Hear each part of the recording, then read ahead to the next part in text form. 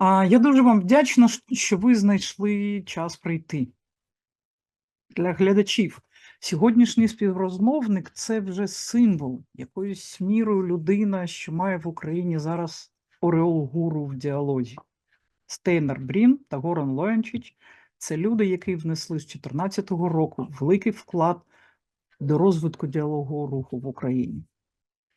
Коли ми вас запитували, як вас представити на загал, ви сказали, що просто ви незалежний фасилітатор діалогів. Але ми знаємо, що за цей час ви отримали премію «Миру» як хранитель миру і за роботу в Україну в тому числі, в Україні в тому числі. Для нас ви ще й людина з Балкан, яка має свій особистий досвід роботи в війну і після війни. Ну і для початку скажіть, будь ласка, кілька слів про себе. Розкажіть, яким чином саме ви опинились от в цьому діалоговому русі? Яким чином склалась ваша доля та ваше життя, що ви стали фасилітатором діалогів? Ina, thank you for your very generous introduction. Too generous, I might say. And thank you for this opportunity because, you know, I have a mixed feelings about my years in Ukraine. I feel like I left some unfinished business, and also due to a COVID and some things that happened even before this disastrous Russian aggression on Ukraine. But and then also all these developments afterwards were not going in a favor of dialogue. But I have to say that I'm very proud and satisfied of the work we did, and I have a lot of very nice memories, especially about the people that I worked with, and I also have a deep amazement for the plethora of dialogue initiatives in Ukraine, and it is important. There are some things that I will say that may not be very appropriate to say at this point in time in history. But I went through the war myself, and 25 years ago or something like that. And there are some things that I've learned hard way. That war, in many aspects, made me who I am today. We speak very often afterwards, the theorists and analysts and different types of social scientists. We are talking too much about how we enter the war, but we don't talk that much about how we exit the war. What happens when it ends on a psychological level, on the individual level. And I've realized that that there are some options that require strong feelings, because the war is probably the greatest social trauma of all. And these feelings are legitimate, and they are very normal. But whatever feelings you have afterwards, they will stay with you for the rest of your life. So what feelings you will choose is an individual decision for people to make. And my decision at that time was to, when the war ended for me and I moved to a role of the refugee, my decision was to try to figure it out, why and how it happened, what effect it made on my life, on my personal beliefs, on the things I cherish as a human being, and then to spend the rest of my days trying to tell people trying to tell people about my experiences and formulated and shaped in a form of some kind of a method.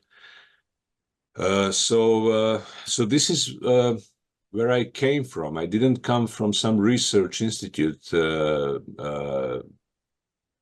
of social sciences. I was forged in a war.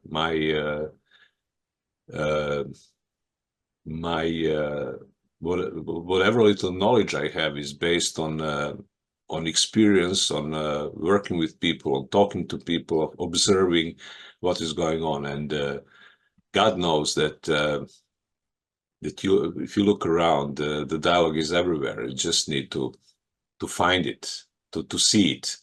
And once you learn how to see it, it's very easy to see it. So this is where I'm coming from. All these things, you know, names, roles, accolades, all this kind of stuff, they all come as a testament of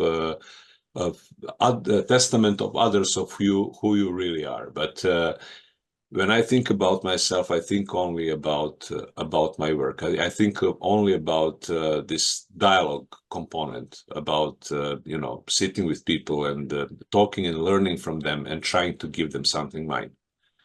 And that's how I define myself, basically. Дуже дякую за такий початок і таку розмову.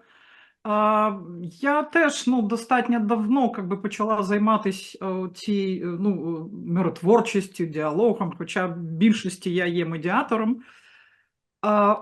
І я розумію, що саме у цьому процесі миробудування воно так дійсно буває, що воно здається незакінченим. Цей процес, який ми починаємо, він здається іноді незакінченим. Тому я дуже добре розумію, про що ви говорите, коли ви сказали, що є таке відчуття незавершеності.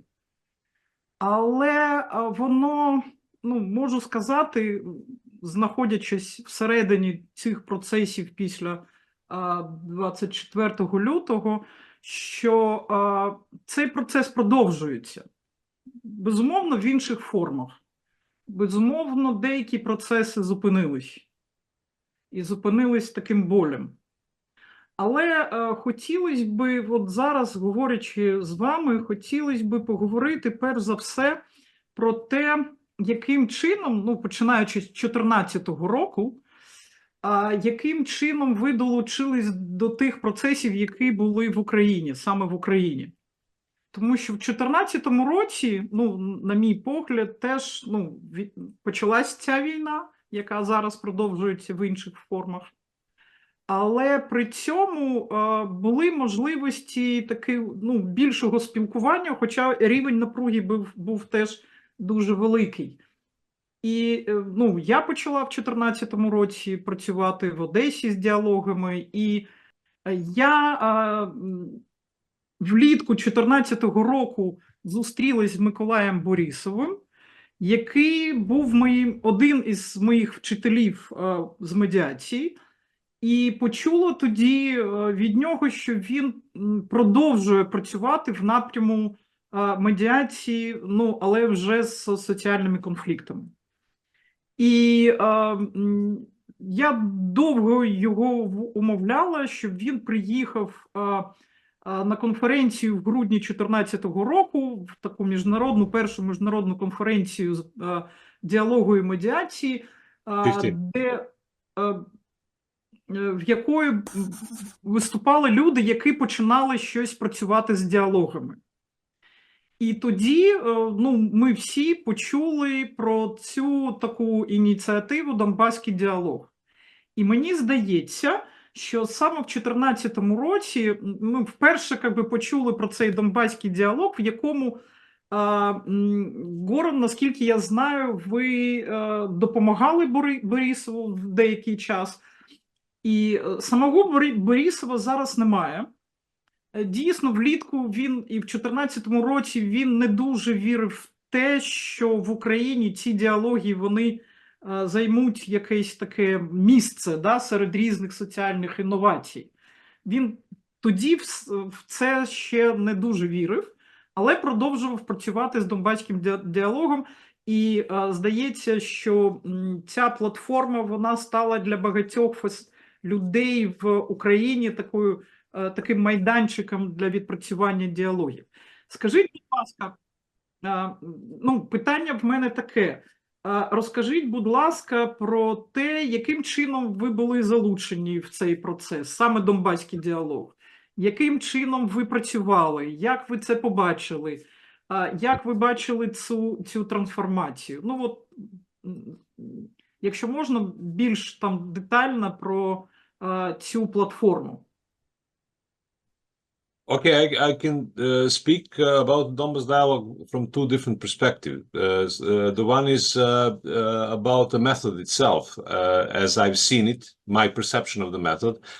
And also I can speak about my involvement and our discussions, mine and Nikolai's discussions about how I can be used. Obviously, when it comes to the first subject, the members of the Nikolai's team, because one of the members actually made us in contact, and they can tell you in detail how it really worked. And when I trained his facilitators, our trainings were usually attached to the Donbas Dialogue conferences. So I was there for these conferences for 3 days, for 3 additional days, watching how it worked. And the setup. It is basically the online dialogue form done through different tools, internet tools, but also surrounded with lectures and presentations of different aspects of Ukrainian identity and history and in general conflict resolution basis and all this kind of stuff. And honestly, for me, dialogue is a personal thing, and I never really understood the importance of this online way to do it, because I believe that there are a lot of things that you can see, especially when you train, but also when you facilitate. There are things that you can see only in when the person is around, okay?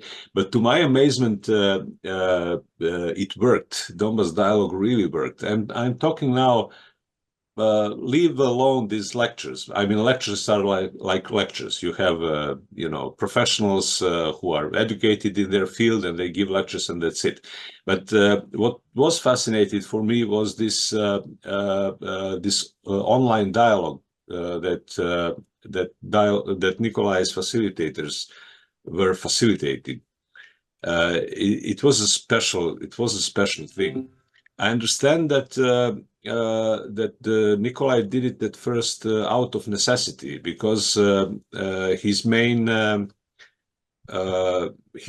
task with the Donbas dialogue was actually to create some kind of a dialogue space over the division line between the government-controlled territories of Ukraine and those 2 breakaway provinces in Donbas.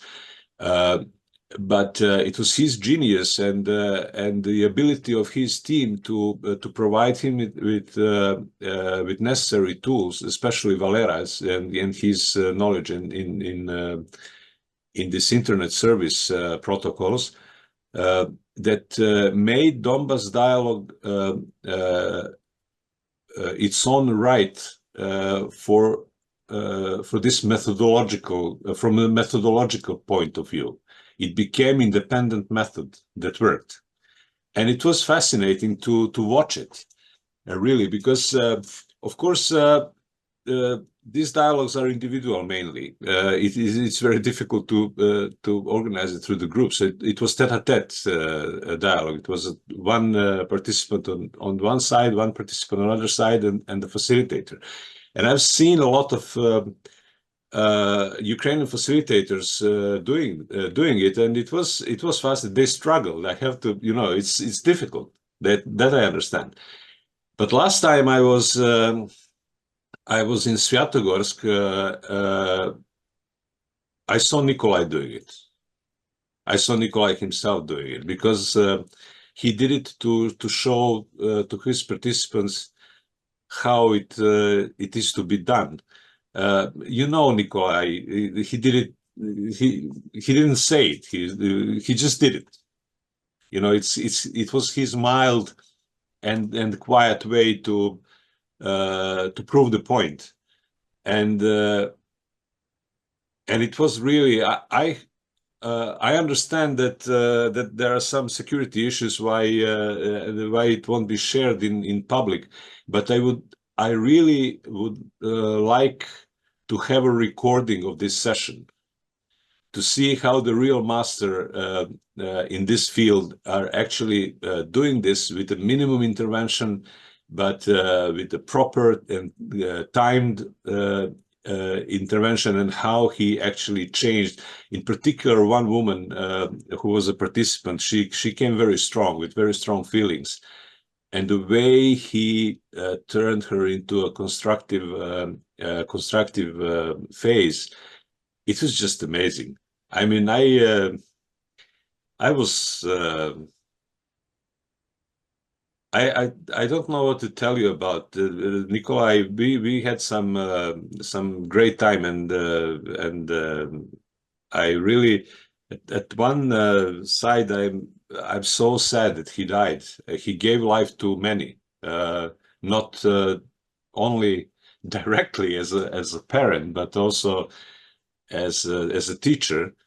But on the other hand, I'm happy that he's not here to see what is going on with his beloved country, and I have these mixed feelings about him. But it was the working with him. I'm sorry, I'm taking it a little bit personal, but I have to say this: Nikolai is. It was fun working with him. He used to make all these pranks. And the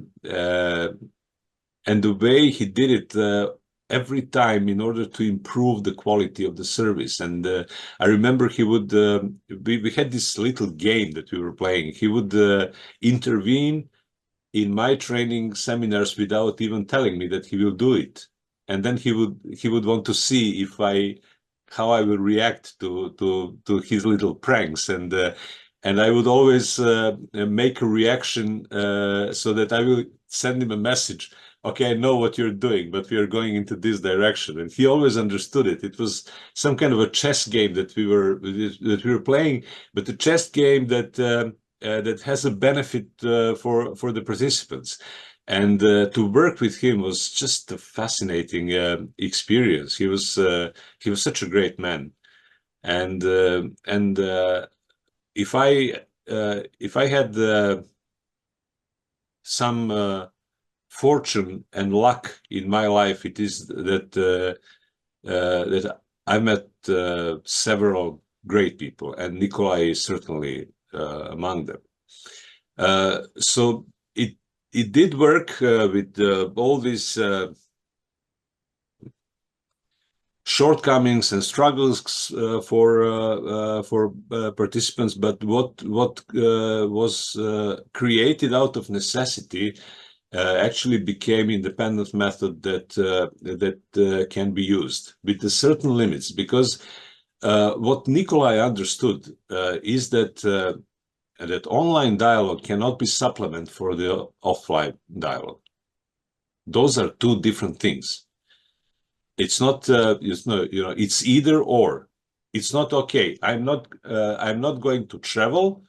This is more comfortable for me. I'm sitting in my living room, surrounded by my books and my papers and everything, and I can do the same thing. You can't. this is a completely different setting. This is a completely different type of work. But once you understand it, you can take out a lot of benefits, because unfortunately for us, we live in a world that is divided in so many different ways, on so many different places, that not all of these places are accessible for everyone. So we have to make some kind of adjustments, and he did that adjustment fine. He was perfect. But as I said, I could only see a real potential of that work when I saw him facilitating, because he has this knowledge, this particular knowledge that not many people have. So the second part of this relationship I had with Donbass Dialogue is the training program that Nikolai assigned me to do for his participants. And for me, my Ukrainian adventure started in December 2015. We met, actually. It was the big OSCE conference in Kyiv. And I remember you because you had probably the most important contribution to that. The things that you've said, I really liked, and I came to you and I said, I really like what you said. I had to, because this is I think it's important to do that sometimes. And I was fascinated with a number of different ideas, proposals, initiatives, actions that people are giving. Because when we started, Steiner, Bryn, and myself, dialogue was not in the picture at all. I mean, mediation was a big thing in '90s, so everybody was talking about, mediation, but dialogue. To think that dialogue can be used as a reconciliation tool and a conflict resolution tool was out of the box thinking. And if you want me to later, I can explain why I think it was so extraordinary and unusual, and why dialogue facilitation brings something else, something new, that or let's say different. But when he approached me and he told me this idea that he wants me to train his people, I told him that Nansen dialogue that was the basis of my dialogue experience is actually intervention method. It's not a training method. So it's not that easy to train people in that. If you ask Steiner, he would tell you that it's impossible. That dialogue can only be trained through mentorship programs, not through the group activities. And but he insisted, and I liked him, and I trusted Nikolai. I trusted his intelligence, and I realized that I had to take this challenge to see if it's possible. So what I basically did. Don't tell this to my participant, but I basically invented this training. It was once in a lifetime training that never happened before, and probably will never happen again. The whole idea behind it is that because I'm fully aware of the difficulty to provide individual training in a group setting, because it's technically difficult. So when I thought about how am I going to construct it, I said to myself, okay, it has to be done in a way so that I have to spend some time trying to figure out what are the strengths of my participants, but also, I wouldn't say weaknesses, but things that they could work a little bit more on.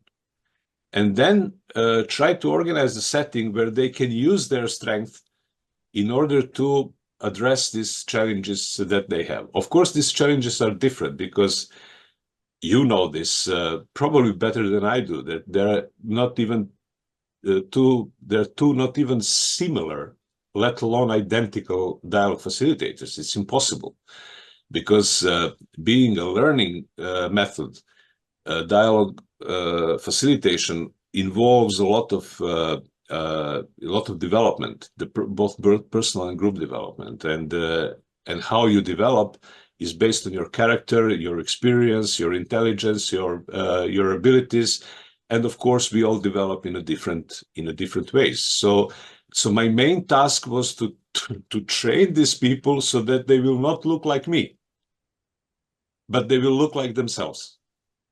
You know what I'm trying to say?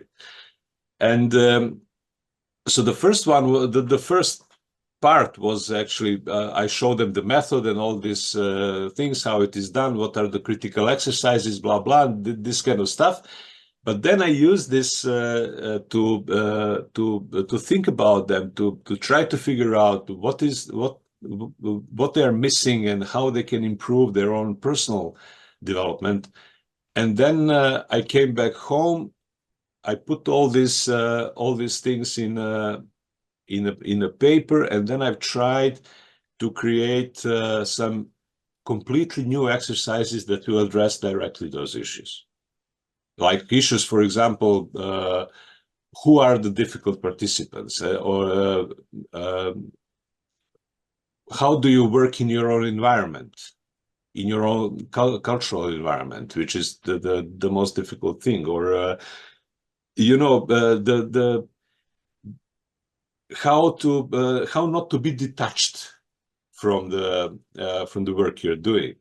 You know, what is your personal involvement, and all these kind of things that I've noticed in the participants. And it was fun. We didn't finish it, unfortunately, because before we came to an end, the COVID struck, and then we had to stop for COVID, and afterwards it's out of the question now.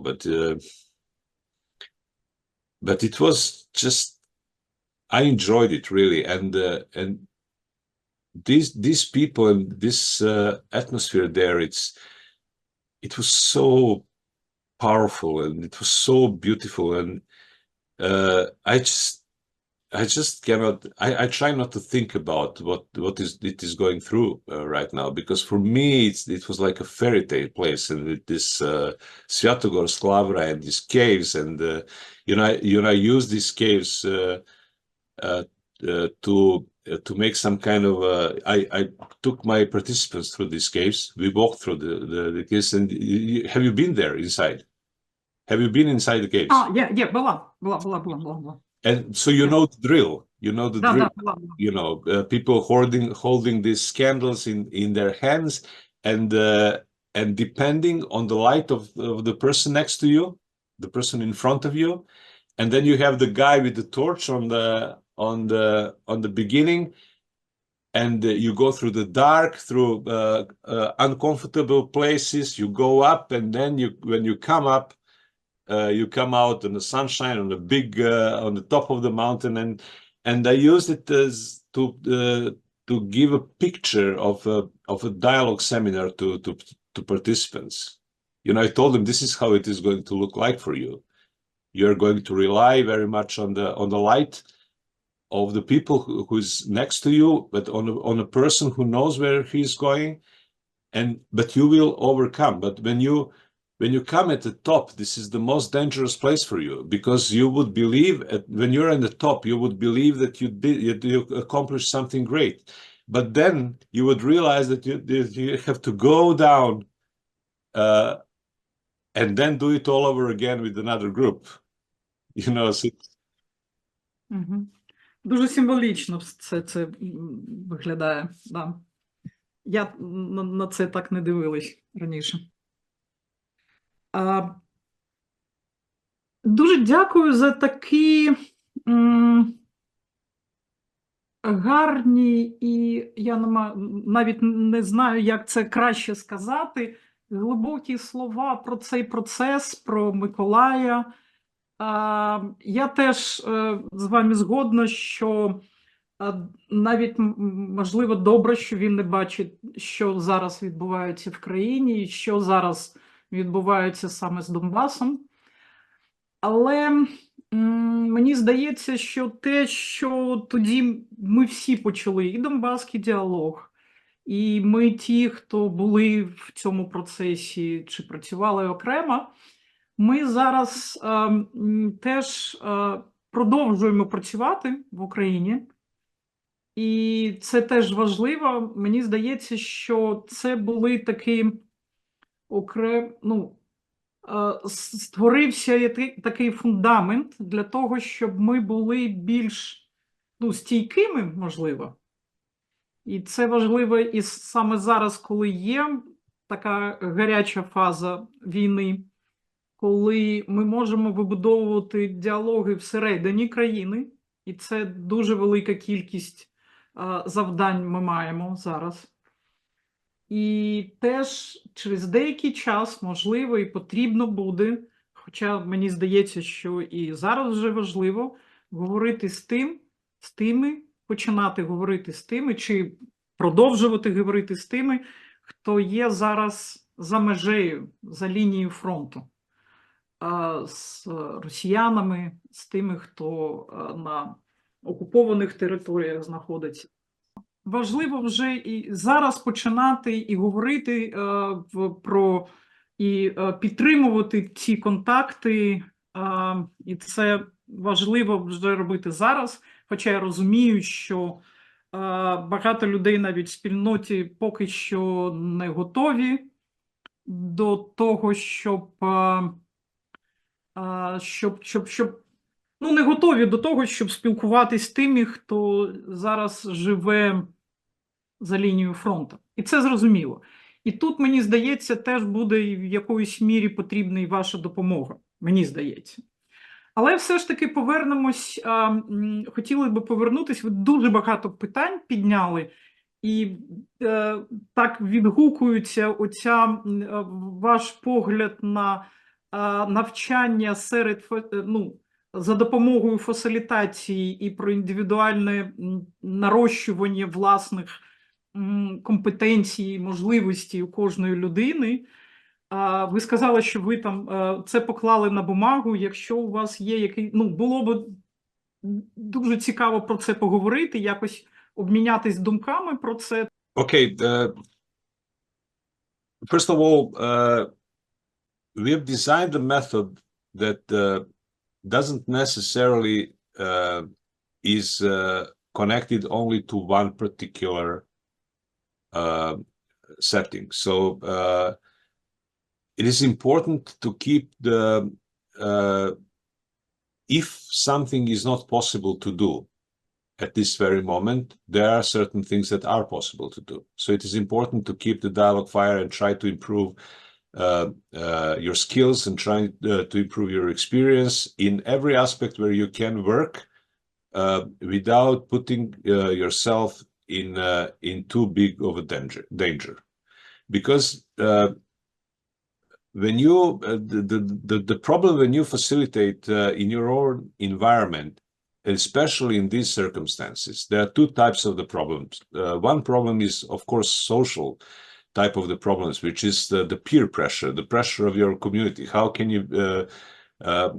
you be neutral? How can you talk to the other side? Look what they are doing to us, and then you will be, sometimes it happened to me, that sometimes you will be treated as some kind of a special type of the traitor, by talking to an enemy and all this kind of stuff.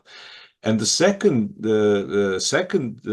danger is even more destructive, and it's a psychological thing. It's you have a strong feelings about something, and then you ask yourself, how can I be neutral about this?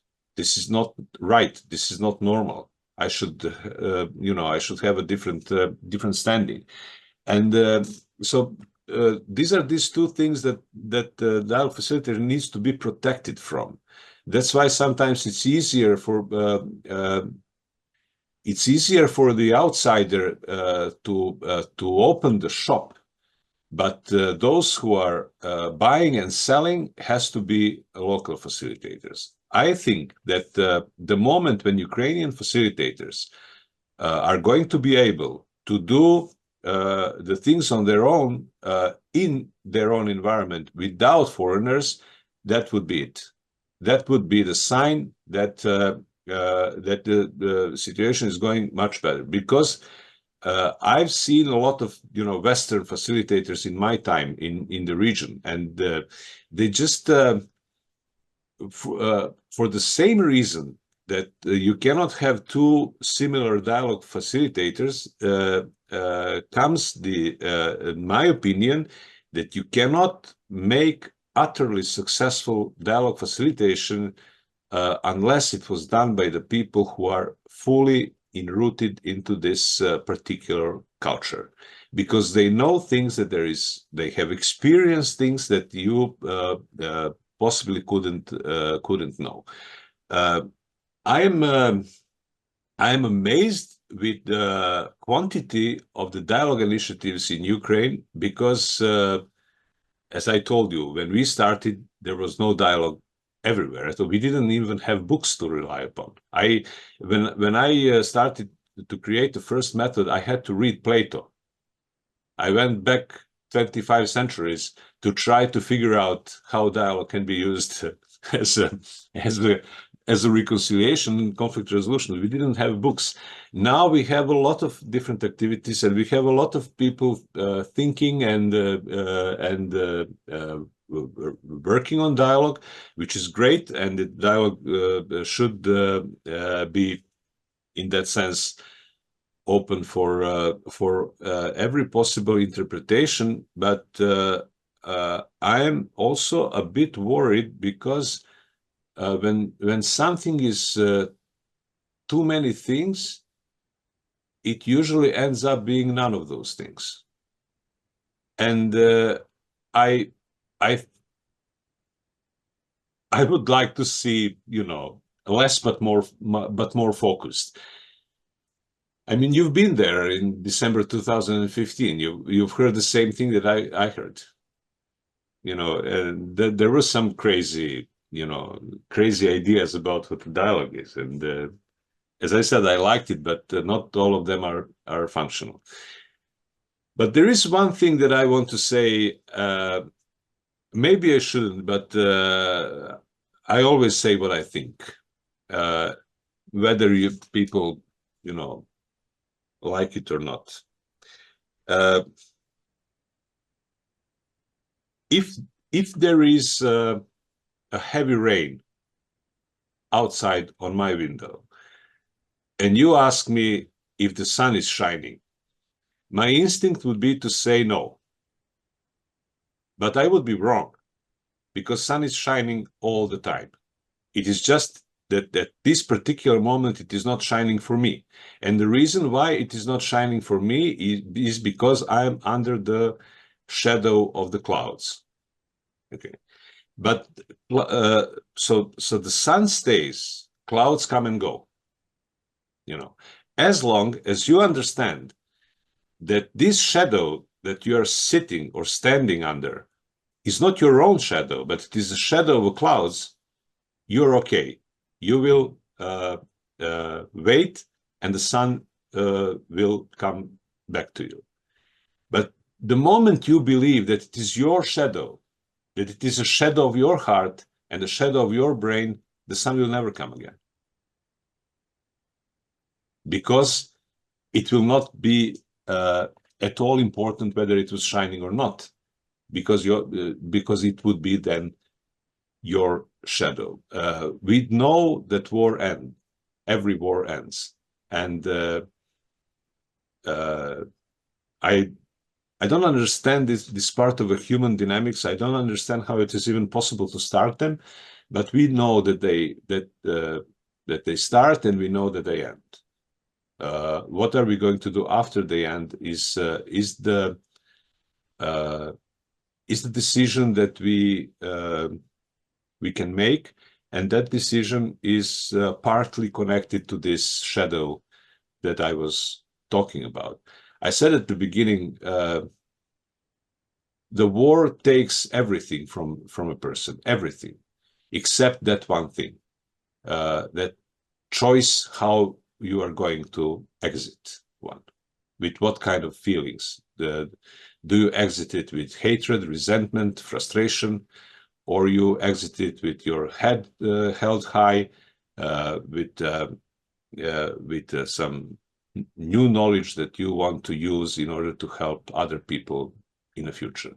Whatever decision you make, and both decisions are absolutely legitimate and are absolutely normal, but whatever decision you make, it will define your life for the rest of your days. That I know.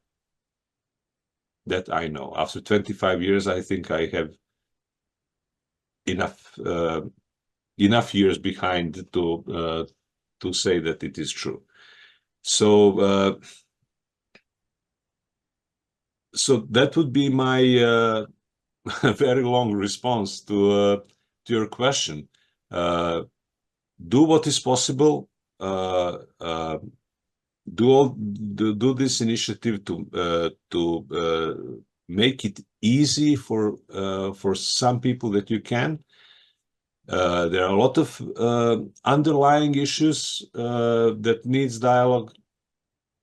Not only this cross-border or cross-front thing, and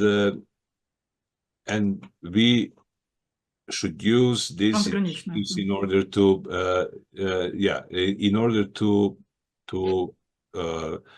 help people, but also practice our skills and develop as dialogue facilitators. Because dialogue facilitation is a strange thing, because dialogue is not a conflict resolution tool. It's not a reconciliation tool. It's a learning method. But by being the learning method, what is important about it and why it can be successful in reconciliation models is that it works on basis of the added values. If you want me, if we have time, I can explain in detail what I think and how I came out with this idea. But the very first definition of dialogue that Plato wrote said that dialogue is a tool that helps you come closer to the truth.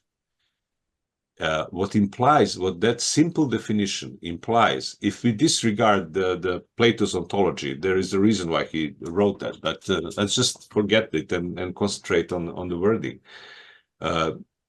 Because what this simple sentence implies is that dialogue is for people who are fully aware that they don't have a full, complete, and definite truth about the subject they are thinking. So they have to come closer to it, because if they have it, it will already be there. They wouldn't need to come closer to it, but they are aware they don't have it. And if we don't have it, if we don't have the definite truth, there are also two implications of that. The one is that how can we claim that we are right? If we don't have a full truth, how can we claim that we are right? Maybe some new truth will come that will undermine our position, And the second thing is, where do you turn to get more, to know more? You either turn to yourself, to your own, let me just present it like this. You either turn to yourself, to your own cognitive abilities, to your own experience, you use your senses, or you go to other people who might know something that you don't. But it's not actually two ways. It's a perpetuum mobile thing, because when you go to other people to learn more, you increase your experience, you increase your knowledge, you increase your cognitive capacity to ask for even better questions.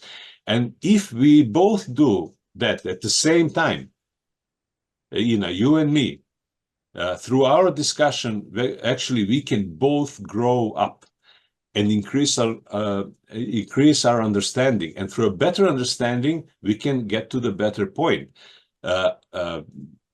Somebody says all these things are credited to Einstein. Einstein would be very surprised to know that he said that he said those things, because he probably never did. But there is a sentence that says, if you want to solve the problem you have to be to a different place than where you were when you created the problem. You see? Because if you are in the same place, you wouldn't end up in a problem in the first place. So you wouldn't have a need to solve it. Okay? So you have to move. You have to change. You have to increase your understanding in order to get to the better position, to a more superior position. And if we do it together, we may come up with something that is completely different to what it was. That created the problem. And it is a chance for dialogue. That's why dialogue can be so successful, because it works with added values. You don't have to give up on anything. You just invent new things. But you do it together. Ви знаєте, дуже цікавий такий погляд, хоча хотілося би, не можу не сказати свою точку зору на це питання. Іноді, і це теж з мого досвіду, люди в діалогові процеси входили достатньо впевнені в тому, в своїй точці зору, в своєму погляді, і більш того, іноді вони приходили для того, щоб роз'яснити іншим про свою точку зору. Але в процесі оцієї там розмови, цього діалогового процесу, у них з'являвся сумнів. Це якась нульова точка, про яку ви кажете. Да? Ви кажете, що люди можуть зайти в діалог, коли в них є розуміння, що вони не все знають. Іноді у нас це є результатом діалогового процесу. І тому ми якраз починаємо працювати у цих гострих фазах конфлікту. Так, ми починали в 2014 році, коли вже почалась війна і коли оці суспільна напруга була достатньо високою.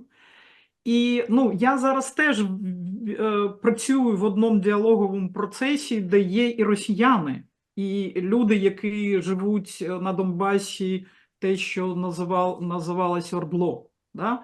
І я про це говорю, це в мене був процес, він почався ще до 22-го року, але і зараз продовжую.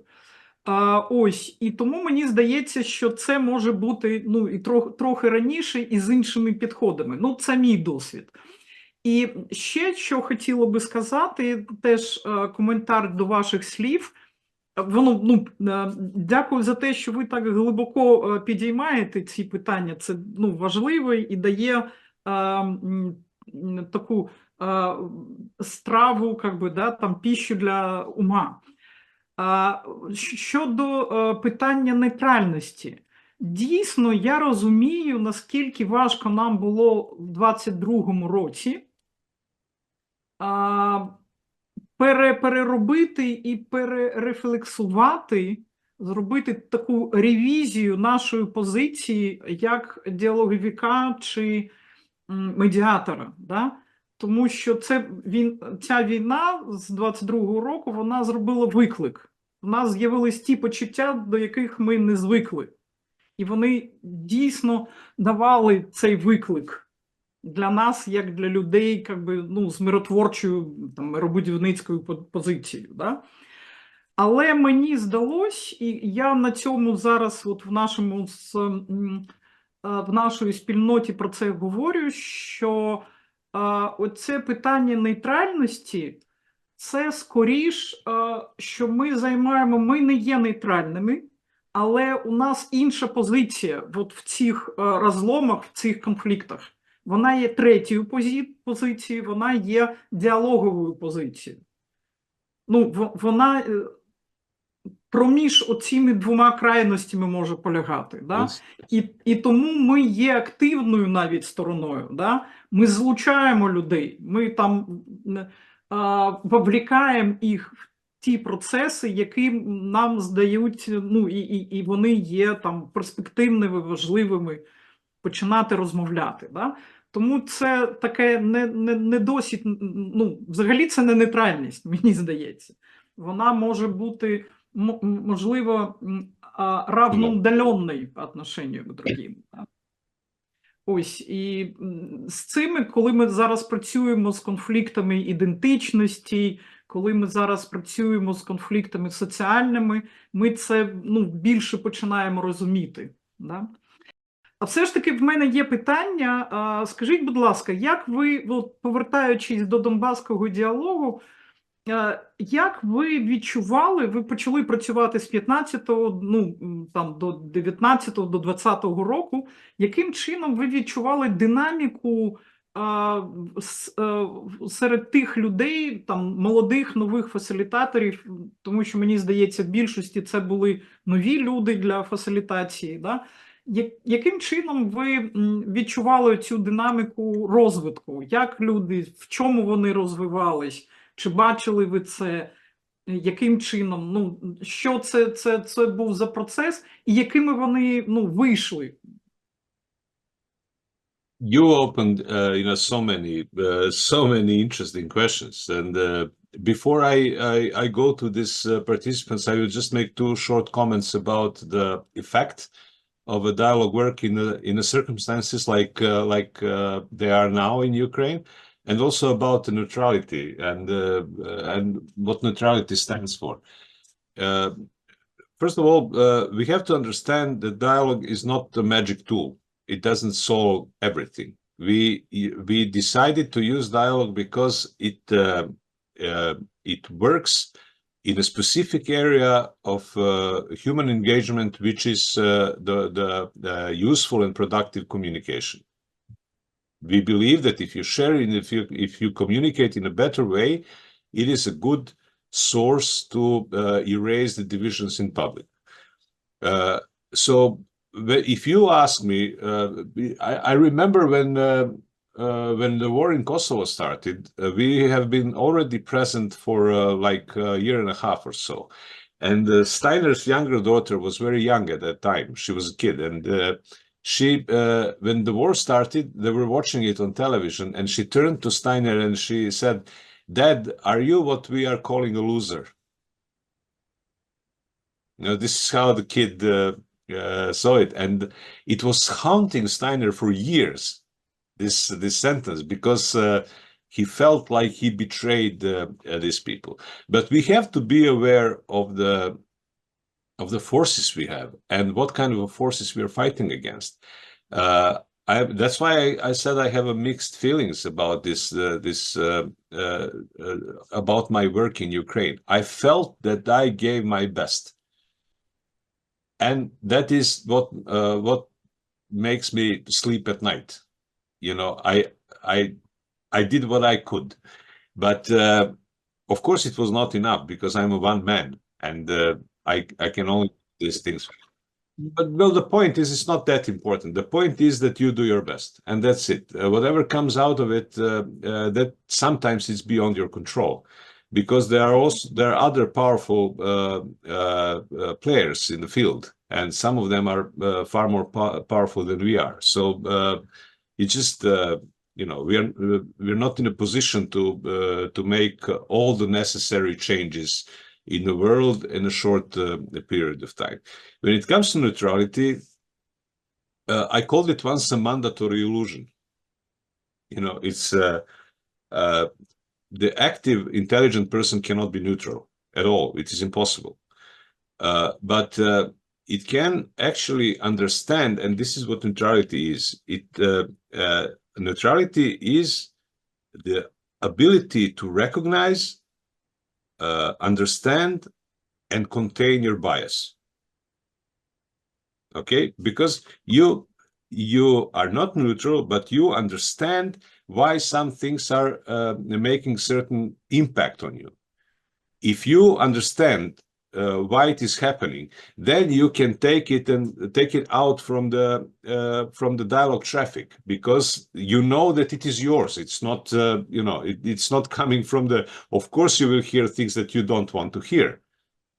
That's the whole point of a dialogue session. As Ina said, people will come in their own position. Of course they are. They always say, you know, people don't want to talk. Oh, yes, they do. My experience is that they do want to talk, except what they don't want is to listen what they don't want to hear. But they do want to talk. They want to say, this is what you did to me. This is how you made my life miserable. All this kind of stuff. It is on dialogue facilitator to create a setting, Yes. So that everybody can express their own thoughts and their own feelings. And if everybody can do it, of course, when everybody talks in the room, everybody also listens. You know, it's impossible actually to unless you put the earplugs.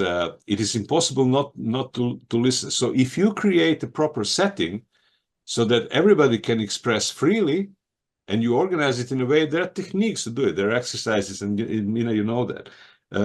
Then you will give enough time for everybody to express themselves, and then whatever their motive was, whatever their position was at the beginning, they will engage in interaction because that's what humans do.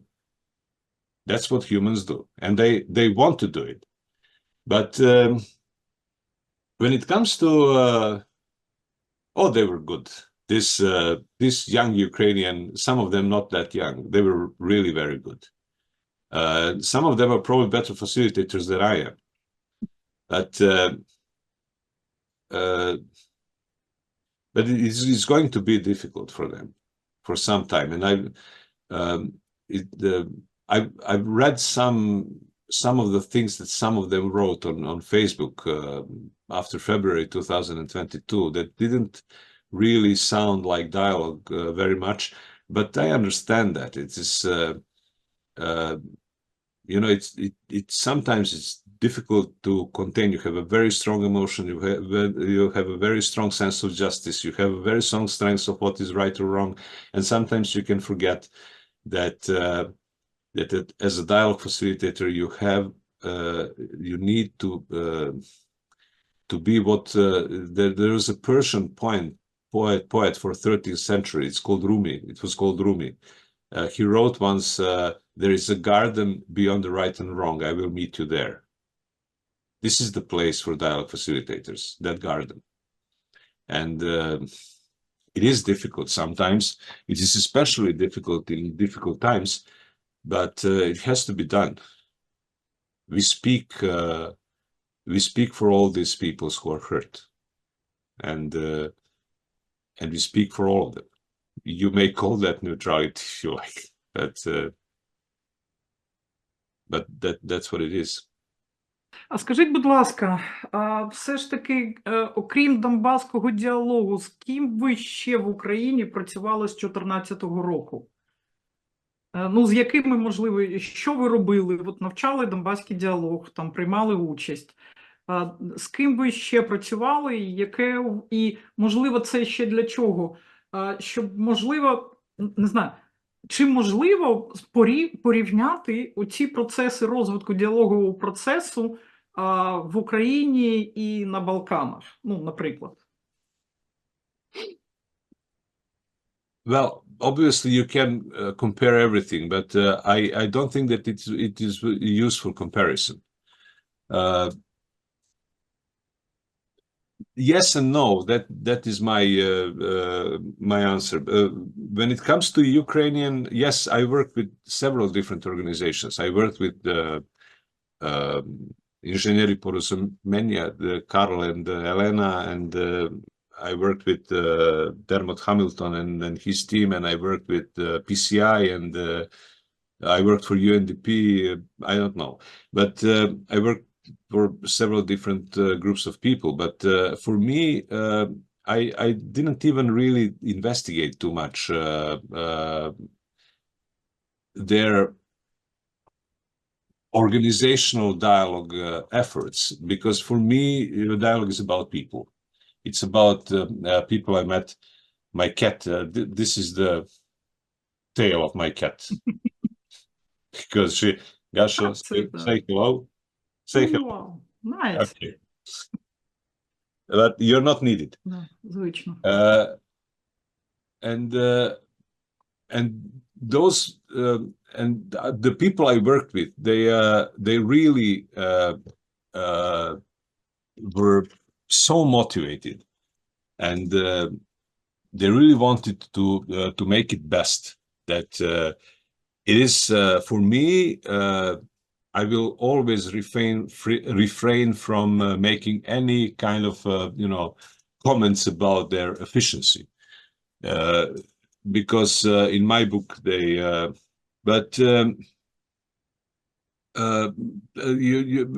said at the beginning that the difference is that there's now so many dialogue initiatives, while in Balkans we were practically the first and only one for many years. There is a sense of fashion in a peace building, that you take a word and then you take everything out of that word for 20 or 30 years, and then you move to another word. A lot of so-called dialogue activities in Ukraine, some of the projects I've seen, they looked like somebody took the word mediation out and put the word dialogue in. You know what I'm trying to say? No? It was practically the same thing, just called in a different way. Mediation is a huge thing. It's a marvelous technique. It is for thousands of years old, and it brought a lot, especially to the legal processes throughout the entire world. And I really do like it, and I appreciate every good mediator. But it's a different technique. Dialogue is something completely different, and they both exist on their own right. And so I cannot say really that in Balkans in 90s we had a full awareness of the dialogue potential. It is now, Ukraine is in a sense fortunate enough to live in a time when dialogue grew to be understood. When we started to do it, nobody really understand what we are doing. One politician literally asked Steiner, so you want me to give you money so that you can go with your friends from different ethnic groups and have a coffee? That's how he understood what dialogue is. This is so funny, but slowly we made a push, and some of the things that we developed in the 90s are actually I've recognized in Ukraine. Probably Steiner was there many times in Kharkiv and in some other places, and he's very. It's not that difficult to remember what he has to say. Let me put it that way. He's very powerful. He's very charismatic, and all this kind of stuff. So I asked Nikolai once why he have chosen us, because he could have chosen anyone else, and he gave me a very long answer that I didn't really fully understand. Okay, he was talking about some old Soviet teachers and pedagogists who have this certain ideas, and he saw something like that. But I think that what he wanted to gain from Nansen dialogue is this freedom of dialogue expression that we understood is very important from the very beginning. My task was to create for him 30 independent dialogue facilitators people who would go, because you know that, Ina, probably better than most of the people in the world. The senior dialogue facilitator or senior mediator is the loneliest person in the world, you know.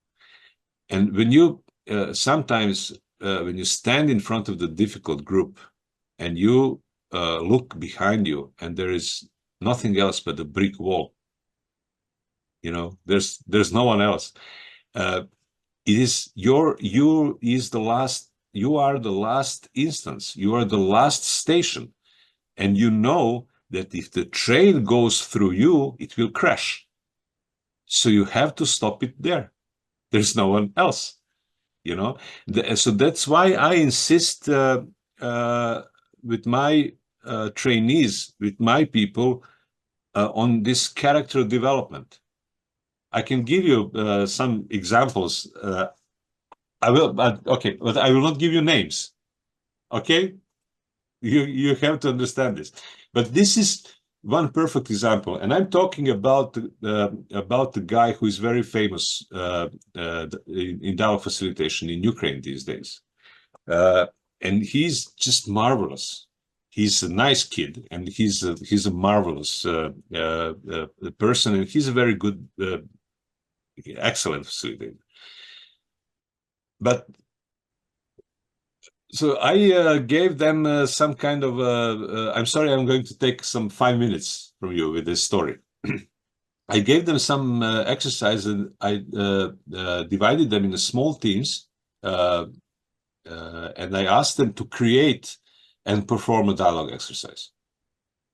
You know, because there are websites where you can take all these thousands and thousands of exercises, but if you show me that you can create one, then I know that you know what we are talking about. And his group, the group of that particular guy, it was 3 of them. There was a lady whose main strength was her empathy. She's one of the most sympathetic person that I've ever seen. She really could read people's heart, and she was so nice and beautiful and great in that regard. And another guy is the guy who was who's technically wise, extremely precise. He would know everything about the method, about the technology, and all these kind of things. He was not very powerful in facilitating, but he knows his work. You know, he was very strict. And there is this third guy who already has the name in Ukraine as a facilitator, and he's very good, and he's the leader of the team. Of course, what he did, he had chosen one of mine exercises that I told them not to do it because the most difficult exercises, dialogue exercises, are those who look simple. Because if you are in a difficult position in dialogue seminar, you don't need complicated exercise, because you cannot then follow all the developments in it. You need it to be very simple, task-oriented, simple exercise, so that you can concentrate on what is the substance. And I told him this, but he wanted to check himself, so he wanted to do what I did. And he thought he would improve this exercise. He made it a little bit complicated, and he failed big time. It backfired to him. His participants were so angry. They started to shout at him. They started to complain, and the exercise was on the brink of destruction so much that some of the people standing next to me wanted me to stop it. But then I said no, because I knew that he is going to take it out. I knew that he is going to make it happen. You know, because he's very strong. He was red in the face, you know, like a rose, but he made it. He did it. He came to the end of the exercise nevertheless, because he's so powerful. And then I asked him afterwards why it didn't work. you know. So he started to tell me some of this dialogue facilitation fairy tales and stories, theories. And I said, no, just stop that. I don't want to listen to that. Just tell me as a person, honestly, why do you think it didn't work? Because, and he understood it immediately. Is that big? Because what was the problem with that particular facilitator? He was excellent in every possible regard of this work, but he facilitated like an astral projection. You know, he was there and he was not there. He didn't engage himself in this work. He was acting dialogue facilitation instead of doing it. And then, of course, as I said at the beginning, if you are the last station on that rail, you cannot let that train pass through you, because it will crash. You have to stop it there. But sometimes it's not easy. It is difficult. People are difficult. They can do things that you cannot control. They can say things that, and you never know what they're going to say. You have to repair it and all this kind of stuff. And there is no one to turn to except to yourself. You know, so if you want to be a good and successful dialogue facilitator, you have to be in. You have to develop same as you ask your participants to develop. You have to be present, and because you will need this strength of character at the end of the day to help you through the rainy moments. And he understood it in that simple exchange that we had that day. And I'm happy to see him now working and having his website and all this kind of stuff, because he obviously learned his lesson. And he's such a nice guy. He's such a nice person. He has so many good characteristics, possibilities that he can use actually in his dialogue facilitation. I'm so happy for him. But we had like dozens of moments like that in this training we did. Супер. Я хотіла б, безумовно, слухаючи вас, ну, по-перше, для мене це дуже наснажлива така і дуже глибока розмова. Хотіла б, безумовно, спитати, що от вас будуть слухати зараз, ну, перш за все, ті люди, які у вас навчались, які слухали ваші тренінги чи розповіді про діалоги, тому що я знаю, що ви в різний спосіб розмовляли, говорили про діалоги. І я розумію, що одна із, мабуть, головних місій і Стейнера, і ваша, це про те, щоб люди, ну, тримали на увазі оці принципи і, ну, діалог в собі. Ви дуже гарно наснажуєте. І тому хотіла би вас спитати, хоча ви дуже багато вже розказали про це, але якщо вас будуть слухати ваші учні, ваші колеги, з якими ви працювали в Україні, що б ви зараз, от в цьому 24-му році, могли би побажати і що б сказати от тим, хто з вами знайом, хто з вами працював, хто у вас навчався?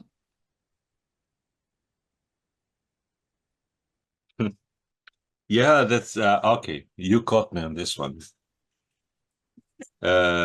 Because this is it is difficult. I would say that there are not many things that I would say today that I didn't already say to them. But I understand that they are now on a difficult spot, and that they may feel a little bit under the impression of the events that are going on around them, that they wasted their time trying to improve their dialogue facilitation skills.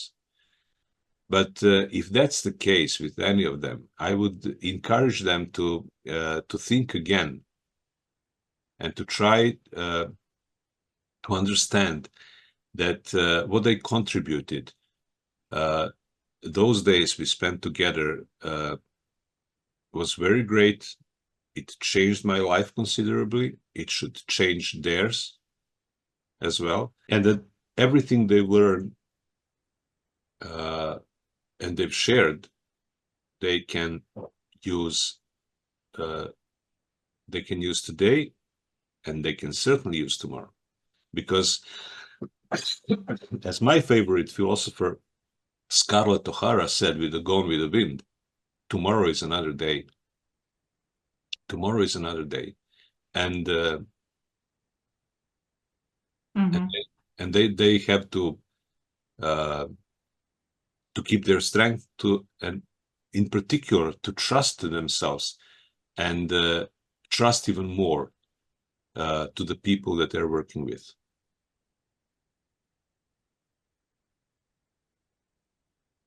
Дуже дякую. Дякую за підтримку, таку багаторічну підтримку нас в такому складному нашому шляху.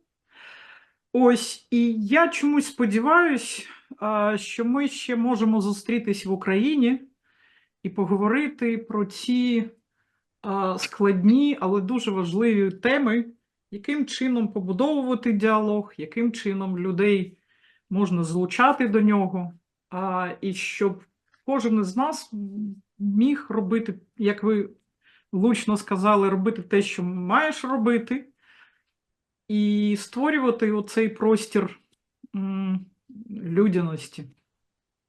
Дякую дуже вам. Thank you for this opportunity. Thank you for inviting me. I really would like, and I will work toward it, to meet you again in Ukraine. Ми це зробимо. Будемо намагатись робити, якщо, сподіваюся, що це буде не так.